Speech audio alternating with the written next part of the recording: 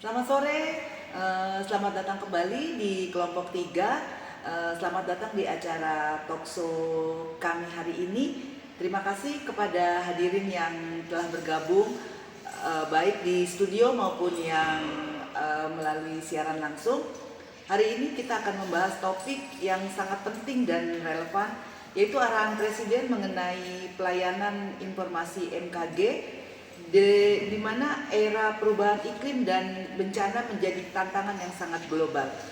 Layanan MKG yang cepat, akurat dan dapat diandalkan menjadi sangat vital.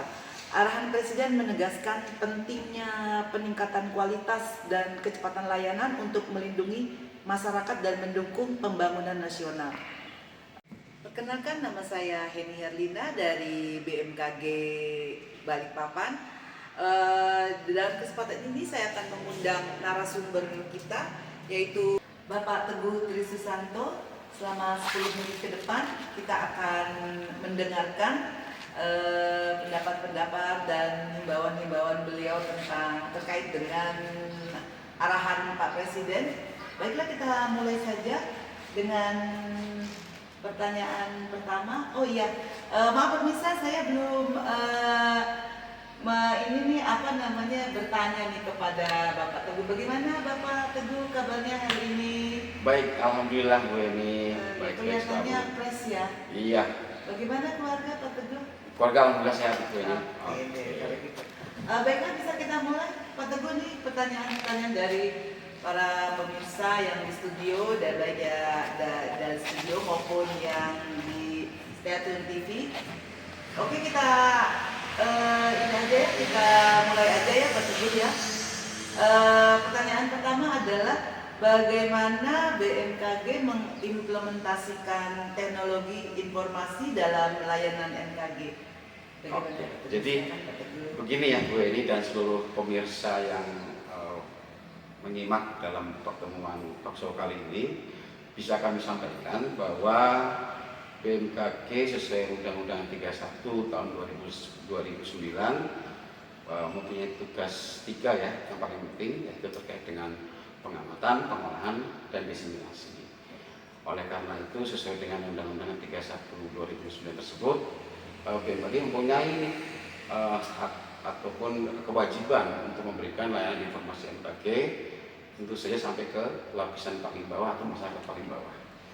Oleh karena itu, BMKG selalu berinovasi begini ya. Jadi dulunya kita masih belajar untuk memberikan layanan yang hanya sekedar bisa memberikan informasi. Akan tetapi sekarang dengan berkembangnya era keterbukaan informasi, kemudian percepatan layanan yang harus kita capai supaya informasi itu bermanfaat, kita perlu mengembangkan inovasi, kemudian mengembangkan peralatan kita sehingga kita itu bisa memenuhi target tersebut. Oleh karena itu kami punya program banyak Bu Eni. Jadi kalau untuk informasi itu di meteorologi, klimatologi, dan geofisika.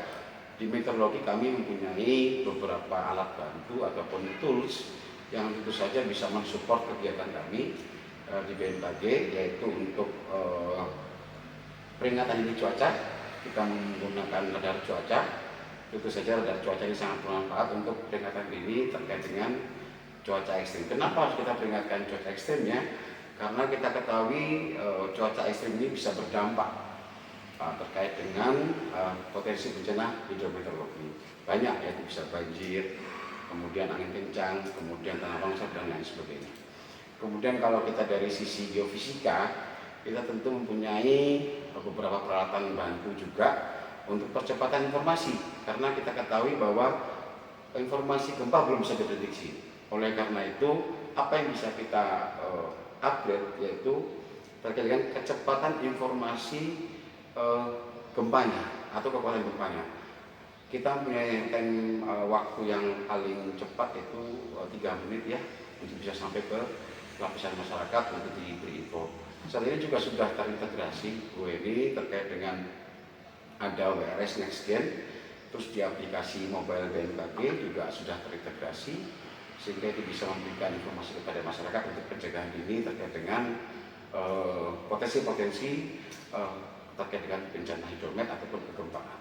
Saya rasa itu sih poinnya, artinya BMKG selalu berinovasi supaya bisa mengupgrade terkait dengan peralatan sehingga informasi kami bisa cepat, tepat, dan sampai ke lokasi paling bawah terkait dengan untuk keselamatan masyarakat. Seperti itu, Bu Eni.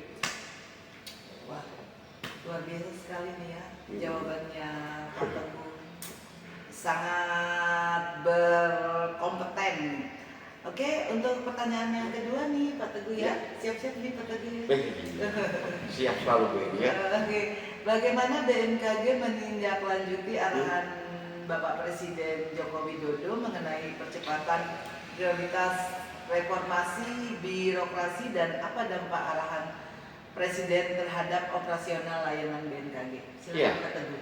Jadi kami BMKG sudah diberikan amanah oleh pemerintah, tentu saja output kami adalah layanan informasi. Ketika layanan informasi itu tantangannya ialah bisa cepat, kemudian tidak bertele-tele ya, ini ya, tidak juga berbirokrasi terlalu panjang. Oleh karena itu kami sekarang sudah terbuka terkait dengan aplikasi mobile juga sudah ada, kemudian kita juga sudah terkait dengan aplikasi-aplikasi tambahan untuk ketika ada pengajuan permohonan data dan lain-lain, itu juga sudah lebih tersistem, sehingga apa yang dibutuhkan masyarakat itu bisa cepat terpenuhi. Karena output kita suka tidak suka ialah terkait dengan layanan informasi MKG, apa MKG, meteorologi, klimatologi, dan geofisika. Kemudian yang perlu kami sampaikan juga bahwa masyarakat juga sudah belajar nih, masyarakat juga sudah belajar mengenal dengan BMKG, karena BMKG ini banyak ya, bisa sampai 12 sektor di unsur kementerian, tidak hanya terkait dengan kebencanaan saja, tapi kita juga masuk ke beberapa sektor seperti terkait dengan ketahanan pangan, kemudian terkait dengan dunia pendidikan, riset, kemudian kami juga terkait dengan pertahanan, kemudian terkait dengan juga inflasi ya, perekonomian. Saya rasa BMKG terlibat di dalamnya. Oleh karena itu kami di BMKG tetap menjaga kualitas layanan itu, yaitu terkait dengan pengamatan yang lebih tepat, kemudian penyebaran informasi yang lebih akurat dan lebih cepat ke masyarakat, sehingga itu bisa dimantapkan baik untuk perencanaan, untuk pada saat dibutuhkan, dan juga untuk kedepannya terkait dengan analisis berikutnya. Saya rasa arahan Presiden sangat tepat ya, sehingga kita tetap harus mengupdate informasi-informasi secara tepat untuk masyarakat. Seperti itu, Bu. Oke, terima kasih nih. Sekarang nih pertanyaan terakhir nih, mengingat keterbatasan waktu kita nih. Iya, gimana? Pak, oke, apa kira-kira saran himbauan ya dari Pak Teguh nih selaku kepala stasiun ya Pak ya, untuk menyukseskan kegiatan-kegiatan tersebut? Iya, jadi gini, kalau kita bicara BMKG ada dua ya, ada banyak terkait dengan pentingnya BMKG tadi sesuai arahan Presiden untuk pembangunan nasional, untuk percepatan informasi sehingga bisa mencegah kebencanaan. Tentu tidak hanya BMKG di sini. Jadi BMKG berkolaborasi juga dengan unsur stakeholder terkait, yaitu dari kebencanaan, akademisi, sosial media atau media di masyarakat, baik elektronik ataupun dicetak, untuk membantu memasifkan informasi BMKG.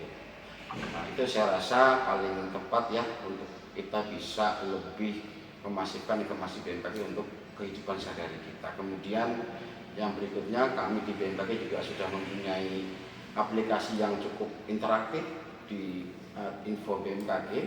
Di situ juga sudah bisa diketahui terkait dengan informasi meteorologi, klimatologi, dan geofisika secara real time, baik itu untuk kegempaan, perakiraan cuaca harian, peringatan dini, peringatan penerbangan, dan juga terkait dengan perakiraan musim dan juga terkait dengan kualitas udara. Saya rasa BMKG sudah menyediakan informasinya. Harapan kami masyarakat bisa belajar, bisa lebih memanfaatkan. Sayang sekali ya, pemerintah dalam hal ini menugaskan BMKG untuk melayani informasi dan MKG, tapi masyarakat tidak memanfaatkan informasi tersebut. Saya rasa semua unsur harus terlibat dan mensukseskan prioritas daripada Pak Presiden terkait dengan percepatan informasi dan juga mendukung pembangunan nasional. Saya rasa seperti itu.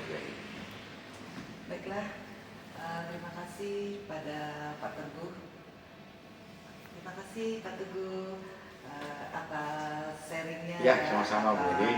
Berbagi wawasan dan pengetahuannya kepada kita semua. Baiklah, kita akhiri diskusi kita kali ini. Sebagai penutup, mari kita berkomitmen untuk mendukung upaya pemerintah dalam mempercepat reformasi birokrasi di bidang MKG sehingga kita dapat menciptakan lingkungan yang lebih aman, tangguh, dan berkelanjutan. Peran aktif dan kesadaran dari semua pihak, baik pemerintah, sektor swasta, akademi maupun masyarakat umum sangat diperlukan untuk mewujudkan tujuan ini.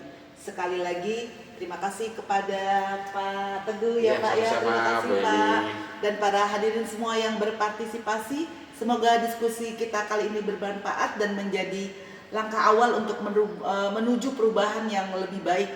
Sampai jumpa pada kesempatan berikutnya, tetap waspada dan selalu siap menghadapi segala kemungkinan.